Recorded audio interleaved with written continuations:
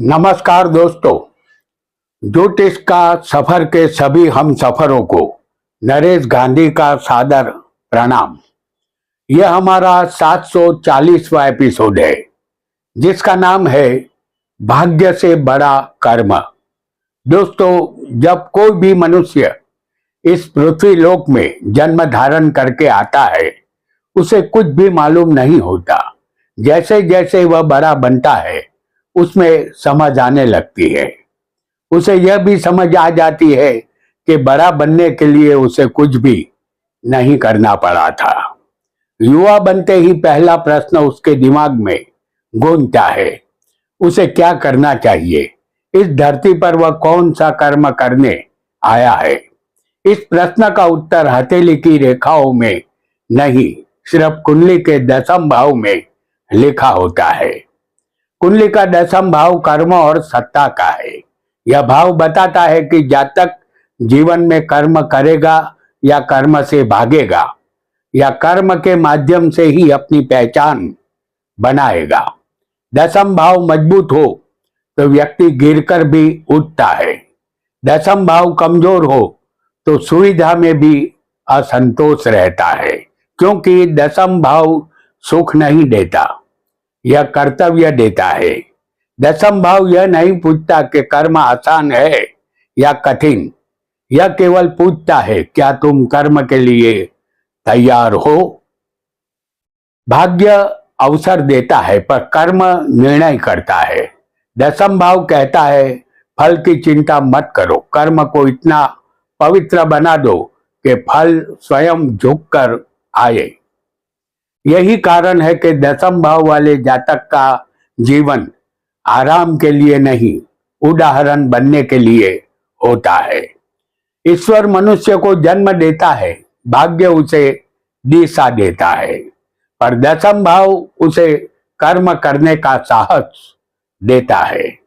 10वां भाव हमारी कर्म कुंडली है। जन्म कुंडली का 10वां भाव जातक के कर्म, पेशा, समाज में पहचान और जीवन की दिशा को दर्शाता है। जातक कैसा कर्म करेगा, नौकरी करेगा या व्यापार, यह 10वां भाव में मौजूद ग्रह 10वां के मालिक से जाना जा सकता है। आइए जानते हैं कुछ कर्म योगों के विषय में जो सटीक है। वीडियो को लाइक करें, शेयर करें और हमारे चैनल ज्योतिष का सफर को सब्सक्राइब करें। धन्यवाद। आपका लग्न कोई भी हो, आपकी कुंडली में 10वें कर्म भाव में शुभ ग्रह होंगे, जैसे हम यहां आपको दिखाएंगे।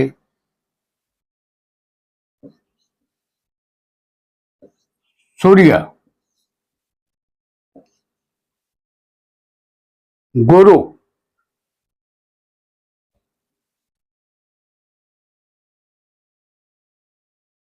चंद्र,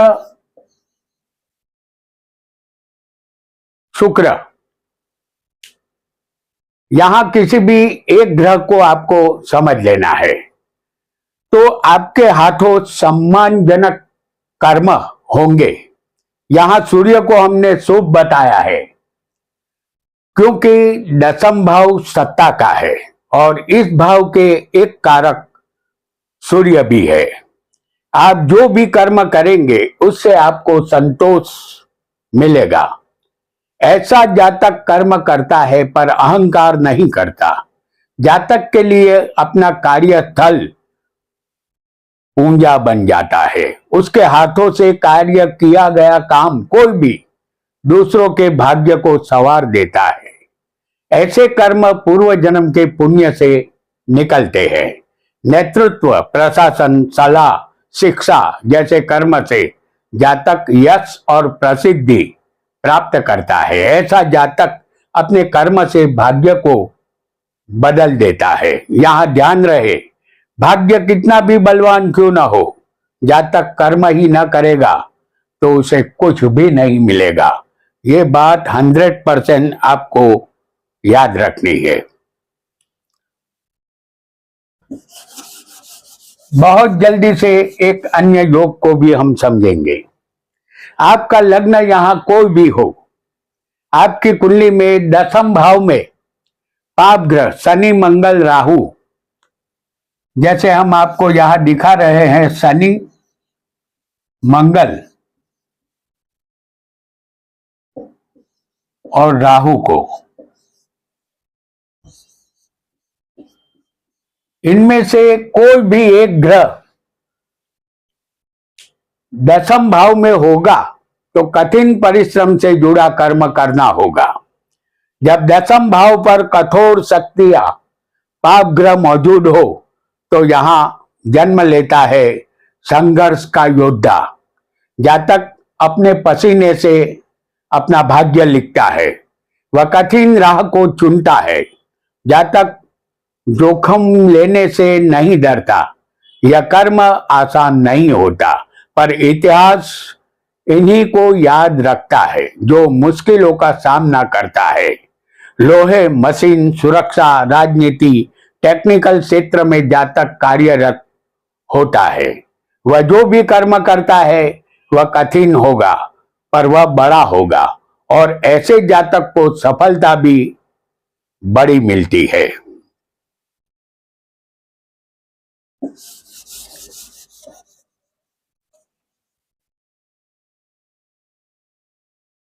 आपकी कुंडली में दसवें और छठे भाव का संबंध बना होगा तो यह योग नौकरी का है, क्योंकि दसम भाव कर्म का है और छठा भाव नौकरी का होता है। आपके सामने एक उदाहरण कुंडली हम मेष लग्न की पेश करेंगे।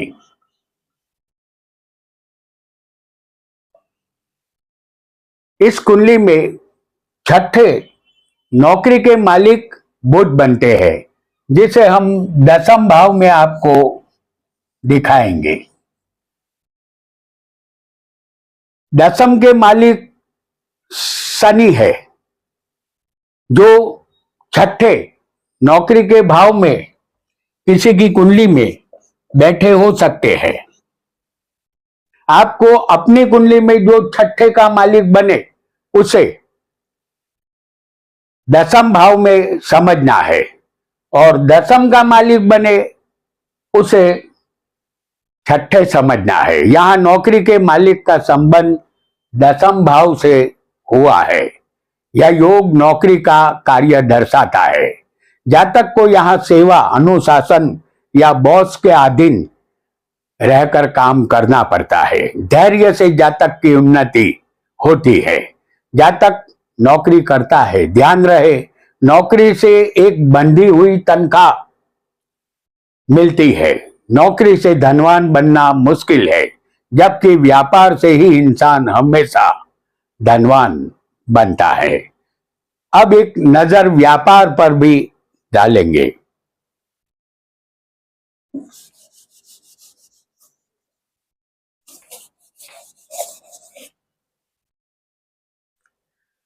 आपकी कुंडली में दसवें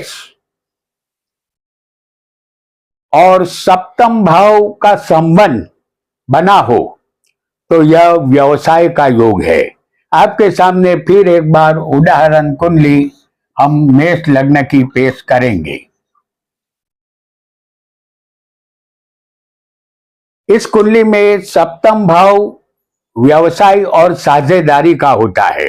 इस कुंडली में सप्तम के मालिक शुक्र है, जिसे हम दसम भाव में मकर राशि में आपको दिखाएंगे।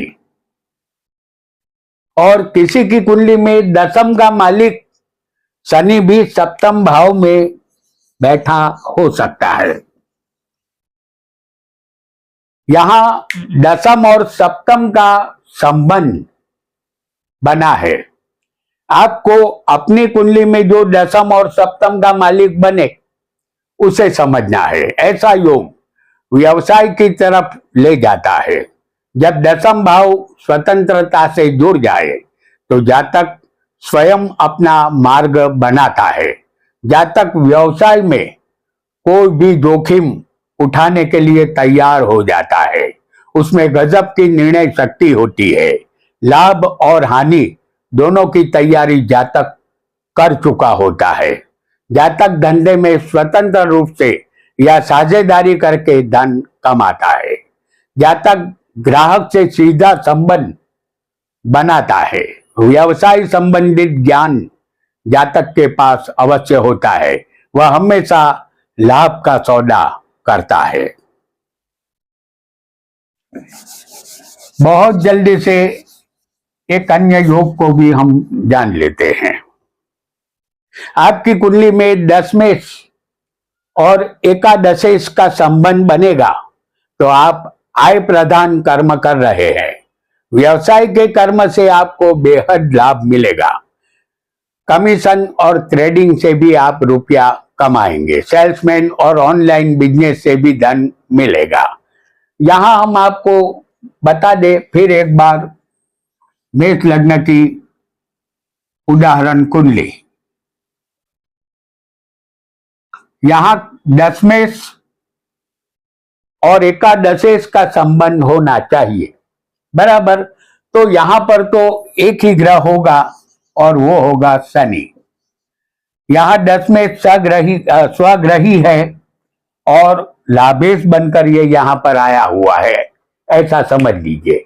यहां दोनों का संबंध हुआ है तो ऐसा संबंध ऑनलाइन बिजनेस से भी धन मिलेगा ऐसा कहता है। आप मार्केटिंग भी कर सकते हैं। किसी भी तरह के इन्वेस्टमेंट से आपको फायदा होगा।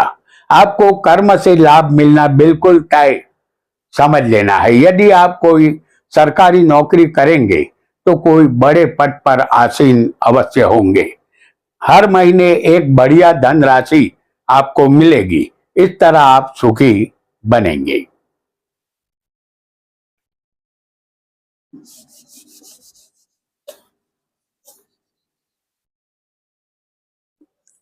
आपकी कुंडली में दशम भाव बलवान होगा और लग्न कमजोर होगा तो आपका जीवन कर्म प्रधान बनेगा। आप ऐसा दृढ़ रूप से मानेंगे कि जीवन कर्म के लिए ही बना है। आपके सामने उदाहरण कुंडली फिर एक बार मेष लग्न की हम पेश करेंगे।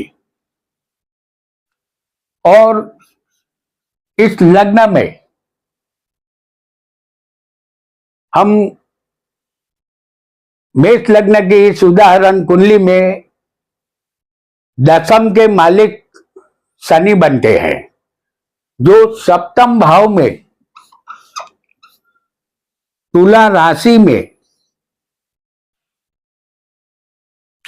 उच्च के है और लग्नेश यहां मंगल है, जो चौथे कर्क राशि में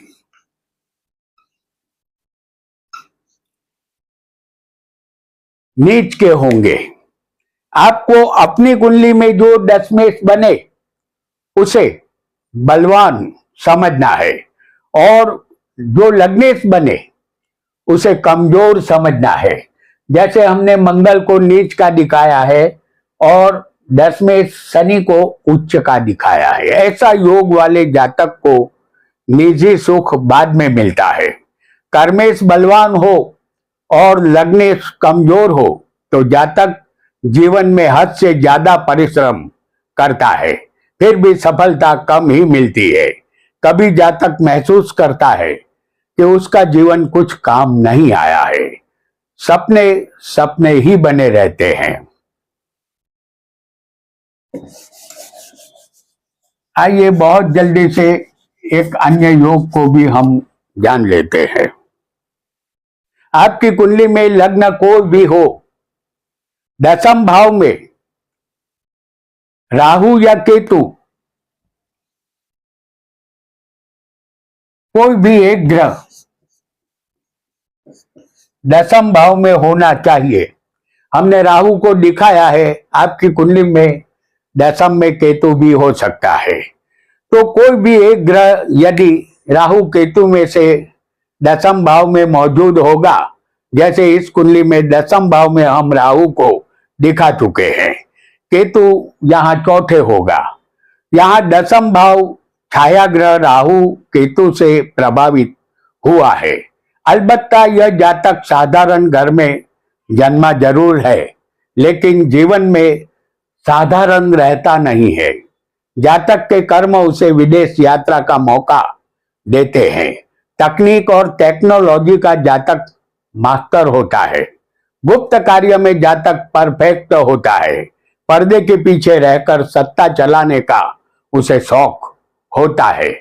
ऐसा व्यक्ति दुनिया के सामने कम दिखता है, लेकिन अपना प्रभाव गहरा छोड़ता है। गुप्त या रहस्यमय कार्य में जातक बेशुमार दिलचस्पी लेता है।